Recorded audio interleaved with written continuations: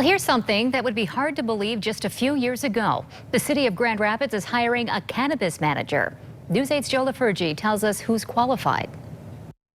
Years ago, the city of Grand Rapids created the Development Center to help guide businesses through the process. But the marijuana business creates some unique challenges. So the city of Grand Rapids looked west to Denver and Aurora, Colorado, cities that have had some experience when it comes to helping develop and regulate businesses that were illegal just a few years ago. The result, the creation of the cannabis manager position in the city planning department.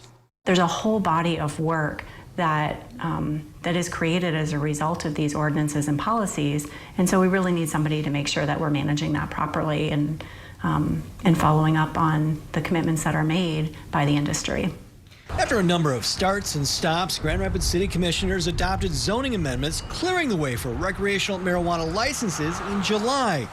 The planning job isn't exactly new. A planner had been assigned similar tasks when the city decided to allow recreational marijuana originally, but that planner left the city. So the decision was made to create a new position with a planner whose only job will be marijuana business development.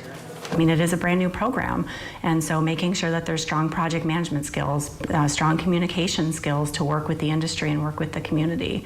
Like other development planners in the city, the cannabis manager with a salary set between $76,000 and $97,000 a year will help guide potential marijuana-related businesses through the maze of city regulations all businesses have to follow. But unlike other planners, the cannabis manager will also deal with some of the more challenging aspects of legal pot dealing. The biggest part of the job description is focused on one skill set in particular, the ability to coordinate. With like the building department, the fire department, the police department, code compliance, and also coordination with the communities. And so I don't think that they need to have a specific skill set or knowledge of the marijuana industry, although that may be helpful. That's certainly not required. They'll also ensure rules set by the City Commission to ensure neighborhoods that were adversely affected when marijuana was illegal benefit now that it is legal.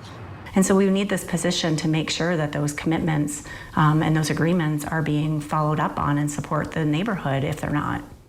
We have a link to the job description at woodtv.com. In Grand Rapids, Joe LaFurgey, News 8.